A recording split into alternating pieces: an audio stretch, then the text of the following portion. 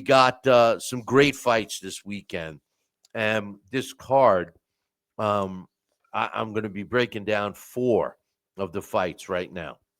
The first one, and I'm breaking them down in the order in which I want to see them, to be honest with you.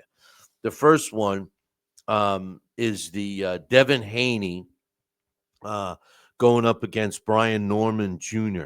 Now, I do have Devin Haney ranked on my uh, Billy C rankings in the welterweight division.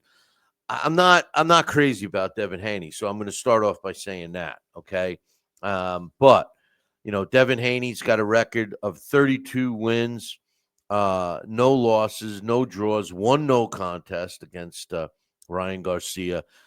15 of his wins coming by way of knockout. He's ranked number 1 in the world by the computer.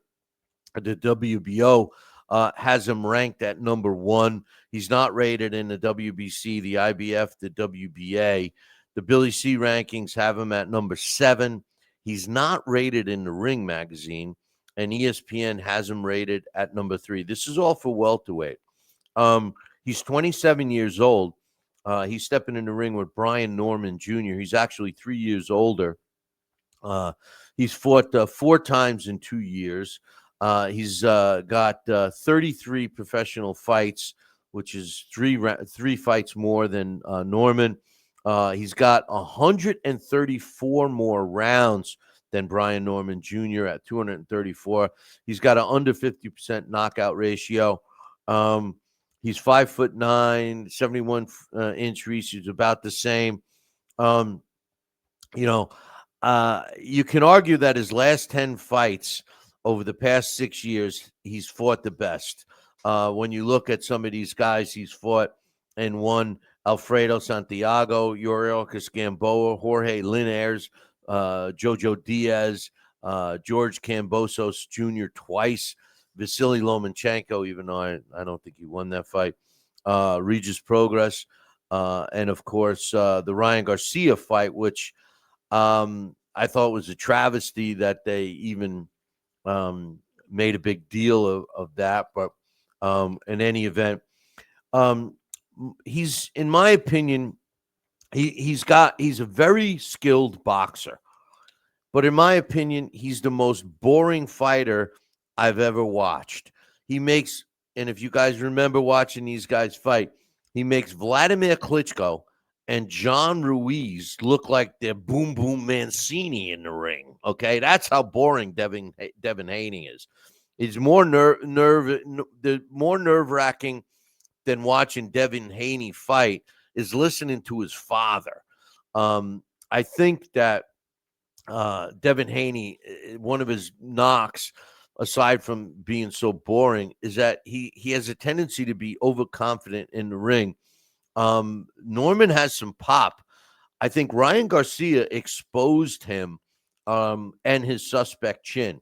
His defensive prowess has gotten him, has protected him. But he has fought some really good opposition.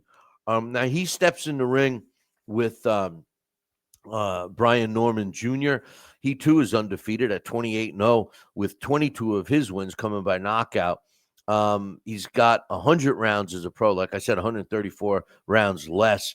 He's got a 30% knockout ratio higher than Devin Haney at 79%. He's the WBO World Welterweight Champion. It's his title on the line on Saturday. The computer has him ranked at number 2 because he's the WBO champ. He's not rated by the WBC, the IBF, or the WBA. The Billy C Boxing rankings has him ranked at number 4 in the world. Both the Ring and ESPN have him at number 1. He is an orthodox fighter. Like I said, they're about the same height. He is 3 years younger. His third, he does have a no contest fight as well.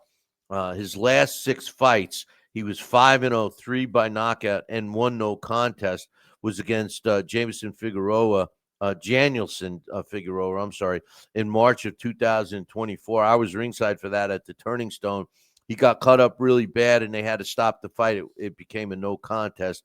But the other 5 fights that he had, he won an 8-round decision over Jesus Campos in May of 2023. In November of 23, he won a 10-round decision over Quinton Randall. In May of 24, he stopped Giovanni Santillan in 10 rounds. And in March of 2025, he stopped Derek Cuvas in addition to that no contest. So he's fought those 6 times in the last um, um, he's fought in the last 5 years. I'm sorry, in the last 2 years, he's fought those 6 times. So, in my opinion, he's been a little busier than Devin Haney. As far as fighting skills, this guy's a full package. He can box, he can move, but he's got some power. How do I see this fight going? Well, to be honest with you, my bias against Devin Haney is going to shine through here, but I honestly believe that Brian Norman Jr. is going to upset Devin Haney and he's going to stop him. I don't think Devin Haney's the same fighter, especially after Ryan Garcia beat the shit out of him. The next fight is one I alluded to earlier, and I really like this fight. This is putting 2 young fighters against each other. This is what the U.S. boxing scene needs more of. The English boxing scene has seen a lot of this, and Sam Noakes, who's from the U.K., can attest to that. He's 17-0 with 15 of his wins coming by knockout. The computer ranks him at number 10 in the world. The WBO has him at number 2. He's not rated by the WBC, IBF, or the WBA, or Billy C Boxing Rankings. The Ring magazine has him at number 8, and ESPN Rankings does not have him ranked. He's 28 years old. He's actually 7 years older than his opponent. He's an orthodox fighter. They're about the same height. He's got 21 more rounds as a pro with 80, and he's got a 89% knockout ratio. He's got 2 more years as a pro, but he's got 2 less fights.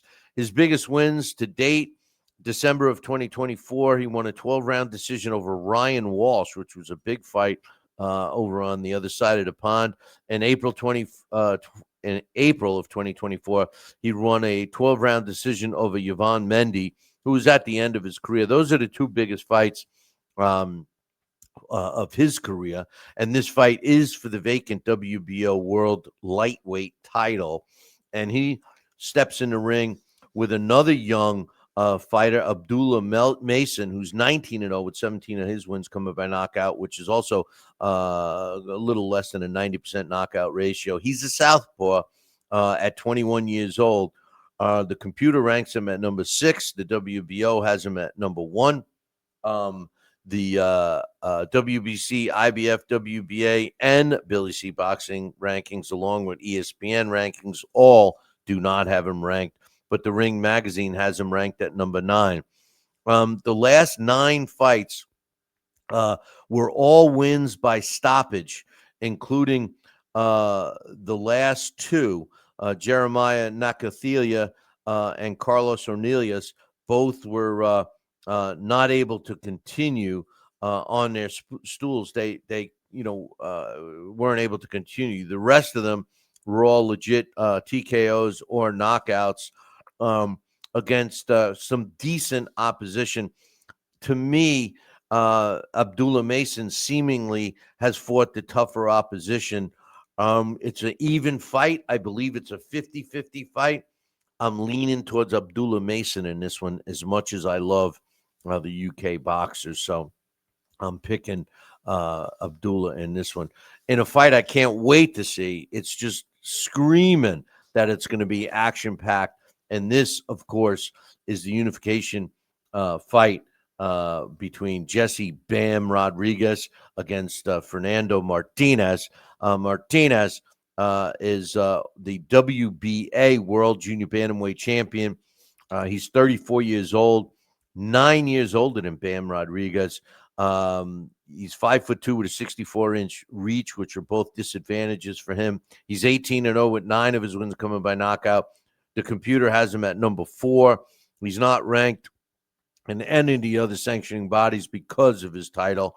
I don't have him ranked in the Billy C rankings. The Ring has him at number 1. ESPN rankings have him at number 2.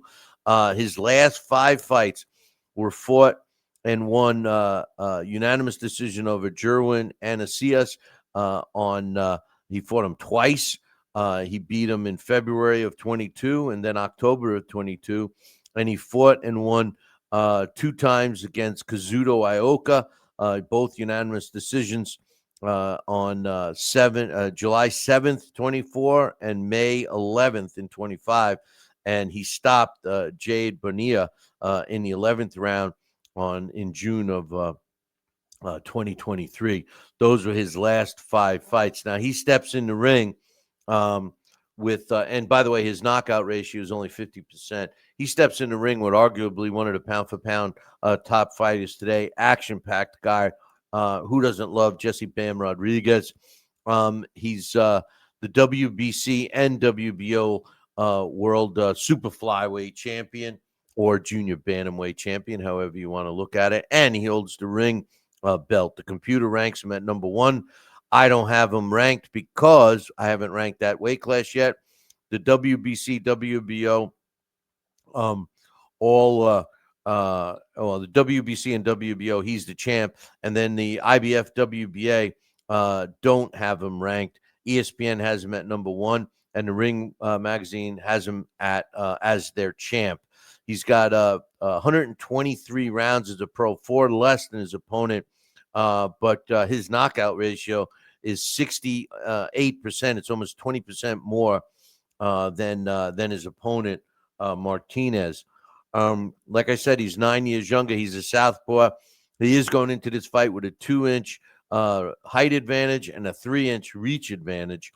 You have to go all the way back to 2020 when he fought a less than good, or I should say less than a very good opponent when he blew out Gianiel Rivera, who was 18-6 with 3 draws at the time. He blew him out in 1 round.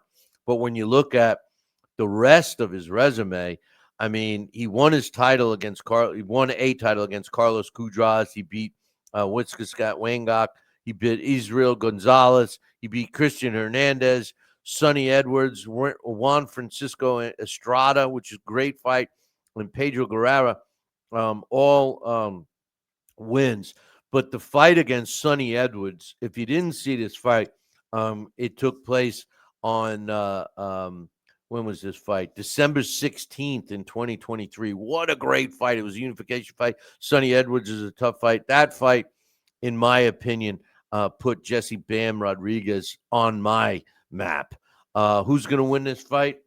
I think it's going to be an entertaining fight like all of Bam Rodriguez's fights are, but I'm picking Jesse Bam Rodriguez. Now, for the main event, there's a big fight. David Benavidez going up against Anthony Yarde. Look, Anthony Yarde is no slouch.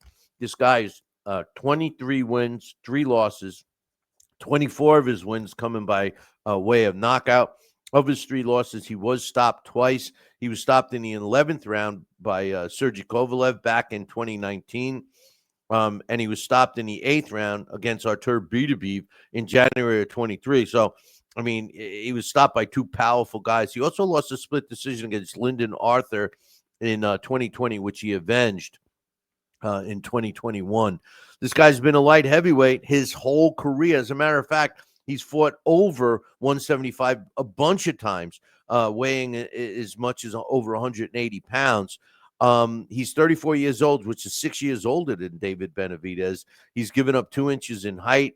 He's got an 89% knockout ratio, which, believe it or not, is 10% more than Benavidez. The computer ranks him at number 9. The WBC has him at number 4. WBA has him at number 3. The Ring has him at number 4. We have him at number 7. ESPN has him at number 7, and he's not rated by the IBF or WBA. This guy's a power puncher. He's in great shape. He comes at you. He's going to, want to have the push the action. But here's the problem with him, I believe, that, he's too muscle bound. He runs out of gas. His shot at winning this fight is early in the fight. Now he steps in with the monster, David Benavidez. David Benavidez is the WBC. He's now considered the WBC World Light Heavyweight Champion. It's listed as the WBC interim, but he's the WBC champ as well as the WBA's regular light heavyweight champion. The computer has him at number 2. He's not rated by the IBF or WBO because of those 2 titles. We have him ranked at number 3. ESPN has him ranked at number 3, and Ring Magazine has him ranked at numero 2. He's 28 years old, 6 years younger than Yarde. Like I said, he's 2 inches taller. He's got 2 more years as a pro under his belt. His last super middleweight fight was a stoppage win over Demetrius Andrade in 2023. He's only fought 2 times as a light heavyweight. Rumor has it he's having a hard time making the weight, so he might be a little drained. I don't know. He's got some great wins in the super middleweight division. Ronald Gravel twice, Jalen Love, Anthony Durrell, which was a banger, Ronald Ellis, David Lemieux, who was actually just a fat middleweight when he stepped in and fought him. And he beat Khalid Plant and Demetrius Andrade. His 2 fights in the light heavyweight division was Alexander Vodzik in a tough fight. He went the distance with him, and he went the distance with David Morrell. He won a unanimous decision, but a lot of people thought he might have lost that fight, or at least the scores were not the way it should have been. Here's the thing, my opinion. David Benavidez needs more work, boys and girls. He doesn't have any footwork. He plods forward. He doesn't display much boxing ability to me. He did not have an amateur career, so he is learning on the job. We got to give him that. But I'm telling you right now, this is a tough fight for David Benavidez. Anthony Yarde is no slouch. I think it's going to boil down to what the beginning of this fight is. I know that the corner of David Benavidez is going to tell him to use his height and his reach and try to box him, try and get him into the later rounds and then inflict damage. But David Benavidez likes to bang. He likes to get in there and fight. He's been the bigger guy. He's not going to be so much the bigger guy on Saturday, even though he's having trouble making weight. That's not a good sign. I see this being a very entertaining fight. And to be honest with you, I would not be shocked at all if Anthony Yarde stops David Benavidez. But my official prediction is David Benavidez. I do think he's going to get Anthony Yarde a little tired. I'm running out of time here, but let me give you my Billy C's lightweight rankings. Now, if you're new to this, you know that I'm only doing 9 weight classes. I'm doing the original 8 plus the cruiserweight. So some of these names you're going to see are combined ratings between welterweight and junior welterweight and welterweight. So my number 1, and by the way, after I get done with them, when I do the flyweights, I am going to be putting out my rankings once a month. If you want to get put on that list, just drop me an email, Billy at Talkin Boxing, TalkinBoxing, and I'll put you on the list. One thing I do want to give a shout out is this show, the Talkin Boxing with Billy C podcast version, is being featured on the front page under sports, under the featured section on Amazon Music. So check us out, give us a like, sign up, subscribe, all those things. We appreciate Amazon Music for doing that for us. My lightweight rankings: number 1, Teofimo Lopez. Number 2, Tank Davis. Still putting Tank Davis in there because he hasn't been out for more than a year. Number 3, Richardson Hitchens. All 3 of them from the United States. Subriel Matias out of Puerto Rico. Number 4, Shakir Stevenson. I know people are going to think he should be up there more. I just don't know yet. Okay. The Tavern saying Benavidez is going to bust up Yarde. It's not going to be an easy fight, bro. I'm telling you right now. I hope I'm wrong, but number 5, Shakira Stevenson. Number 6, Ray Murtalia out of the United States. Number 7, Adam Azim out of the UK. Number 8, William Zepeda out of Mexico. Number 9, Dalton Smith out of the UK. Number 10, Arnold Barbosa out of the United States. Number 11, Alberto Pulo out of the United States. And number 12, Keyshawn Davis out of the good old USA. Hey, great show. I want to thank Dax and Coach Dave for coming on. We've got to thank my main man, Coach K, for giving me all the questions to ask my buddy Henry Discombobulating Jones. We will have him back on. We got some great guests coming up to close out the year, and we're already booking into next year, so I appreciate all the support. But remember, make sure you tune in next week, same bat time, same bat channel. Until then, I'll leave you with this. Ciao, baby. Make sure you tune in, sign, subscribe.